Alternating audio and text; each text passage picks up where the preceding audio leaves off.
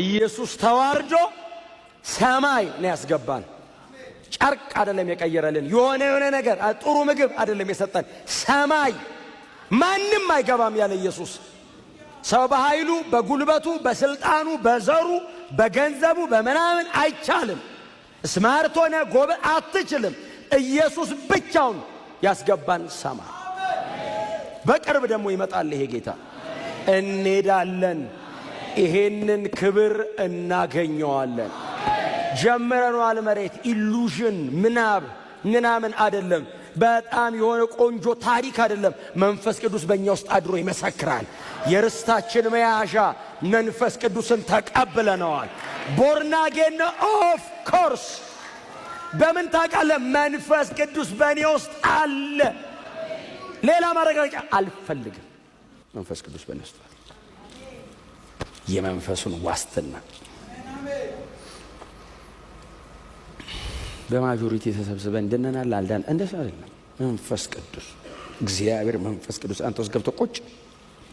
መንፈስ ቅዱስ ማደሪያው ስትሆን ምን እርግጠኛ ነህ መሰለህ? የቤዛ ቀን የሚባል ከፊት አለ። ለቤዛ ቀን መቼ ነው? ኢየሱስ ለዛን ቀን ዋስትና እግዚአብሔር ከሰማይ የሚሰበሰበው የቸርች ነው ብሎ አይደለም። ታተሟል ግንባሩ ላይ ብራንዱን ይኸው ነው የሚለው። ሆሊ ስፒሪት አለው። መተተኛ ደጋሚ ምናምንስ አይ ቲንክ ኤስ ይመስለኛል። ለላቸው ሳታን አክቲቬትድ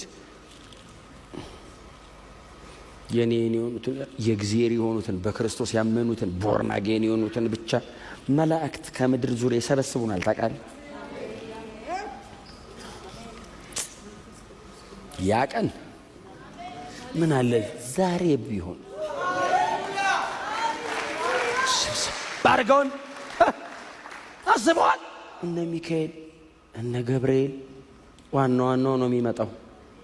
ዋናው እሱ ነው። በቃ የሳሊቬሽን ፉልፊል የመንፈሳችንን ተቀብለን የነፍሳችንን ተቀብለን አሁን የስጋ ደግሞ ከፊታችን ስጋ ይሄ እንዴት አሪፍ መሰላችሁ!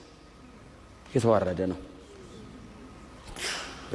ሰዓት ስታረጉለት ስታለብሱት የሚያረጅ አይመስልም። ከ30 ዓመት በኋላ ቸርች እንገናኝ ተደጋግፈን ማን ተረፈ ማንም አለ ተባብለን። ይሄ ውሸቱን ነው አለ ዘላለማዊ አካል የእርሱን ክቡር ስጋ እስኪመስል እሱ ራሱ ሁሉም ባስገዛበት ኃይል ይቀይረናል። ሰብሰብ አድርገውን ታውቃለህ? እስከ ደመና እንሄዳለን። ጌታችን ይመጣል። ኢየሱስ እንወድሃለን።